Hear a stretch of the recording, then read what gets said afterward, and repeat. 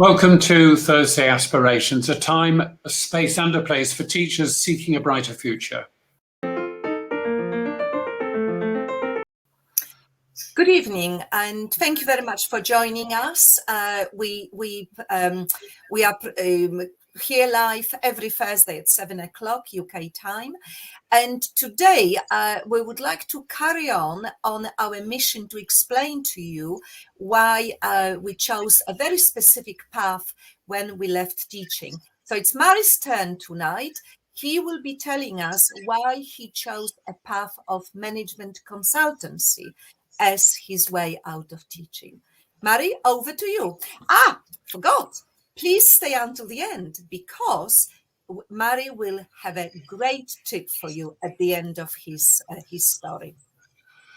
Thank you, Dorothy. I hope after that build-up, the tip turns out to be worth it, but I think it probably is in this case.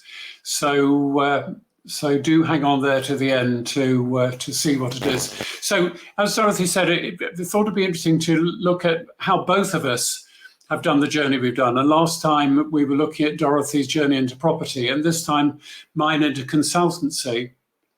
And I have to say that when those first little thoughts were coming about that I might actually leave teaching to do something else, which grew gradually, it wasn't, I'm going to leave teaching and become a consultant, and a consultant in what?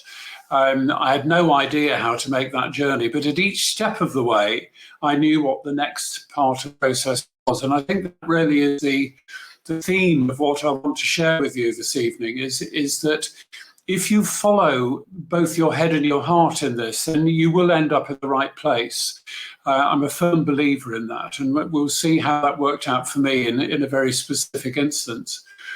Now, the start of my journey to consultancy began when I started learning to do counselling as such. I trained as a counsellor. I was interested in it. There were some courses offered in the sixth form college where I was teaching, and then it really engaged my interest, and I had a background in psychology anyway, and a fascination with that area.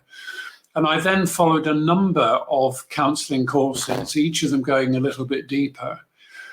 And it was when I completed a one-year course that I thought, no, I want to take this further. And I came across something called the Psychosynthesis Trust that trained people in psychotherapy over a 3-year diploma, what is now an MA. And it was just right for me. It was the content suited what I was most interested in. And it did feed back into my teaching, because I was teaching psychology to A-level, and there was an overlap in terms of certain aspects of the syllabus at that time. So I felt it was feeding into my teaching, and I was doing some work as a counsellor within the college. It wasn't actually on my timetable. I wasn't getting timetable hours off to do that, but it was something I was happy to do. And I'm still in touch with 1 or 2 students who I counselled at that time, because we built quite a close relationship, and we've remained in touch ever since. As I was following that course through, I made good friends with somebody who had come from a very different background to me. He'd been working at the Ford Motor Company and had been on the management side dealing with unions. And we became firm friends. And when we completed the course at the same time, he was headhunted by somebody who ran a consulting agency. And he was immediately involved in some very interesting work, mainly in Scandinavia. And I followed the progress that he was making over the next several months, and went to visit him at his house in Wales. And we had a long walk along the beach at Solva, where he lived, and talking about what he was up to. And I thought, is there a way in which I can do this? And there was no certainty that I would be offered a job by the man who was employing him, or the agency that was employing him.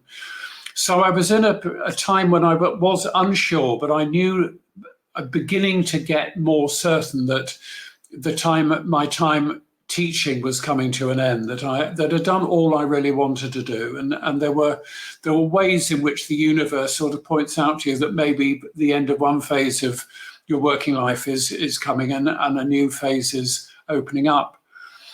And I took a long walk with my partner at that time, and we were in Kew Gardens in London, and this must be nearly 20 years ago now, and talking about all the possibilities and what might be the route that I might take. And she said to me, "Look, go for it.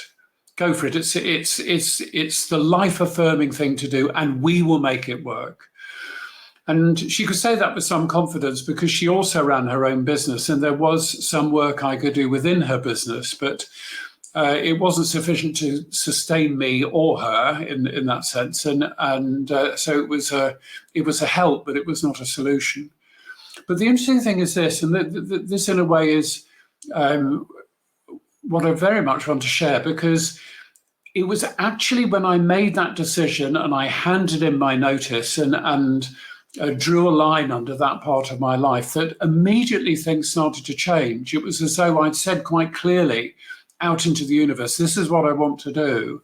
And there was a response, because within about a week of handing my notice in, I was invited to take part in a training program run by the man who was employing my friend in his agency. And he was drawing together people who had a background in psychotherapy to see if they could make this transition into working as consultants and taking the skill set developed in psychotherapy into business at a senior level.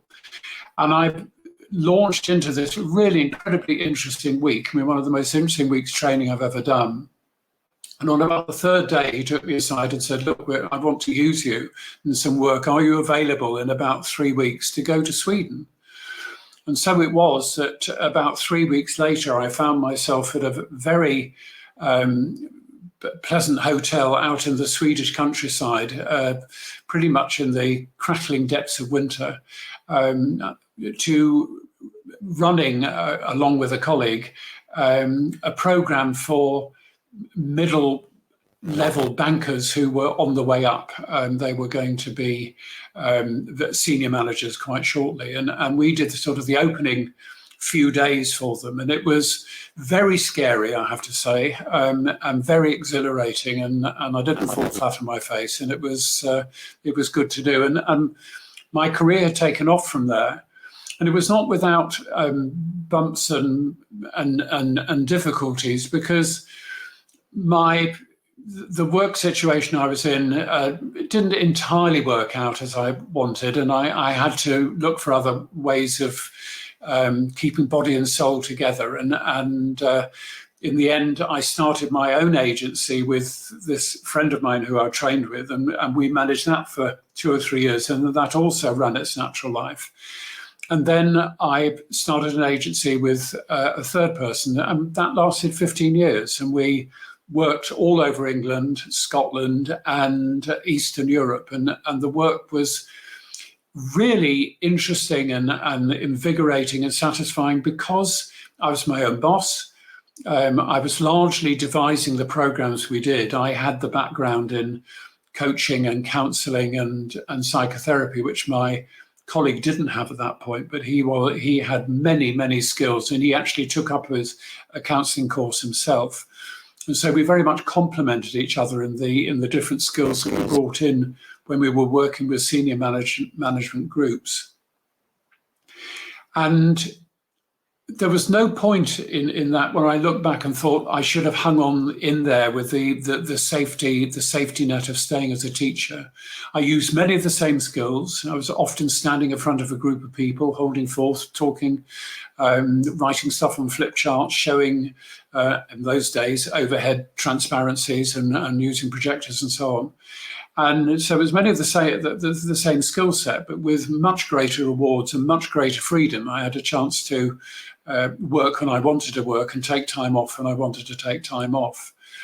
And it was demanding, and I had to manage my work-life balance under those new circumstances. But it gave my professional life a whole new zest and lease of life in that sense.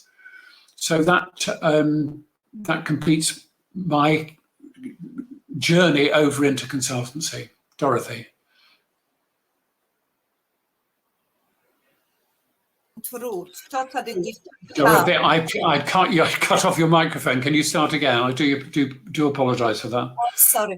No, I was just saying that it's a totally different route than my path to freedom from teaching, but it's equally fascinating story. Thank you very much for sharing it with us. And you promised a tip, so tell us what the tip is.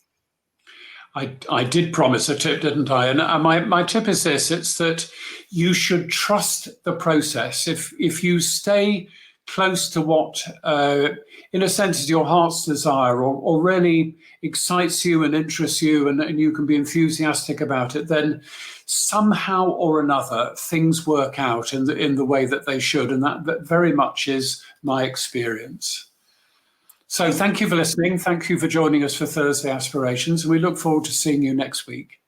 Thank you very much. Good night. See you next week at 10 o'clock. Good night. Good night.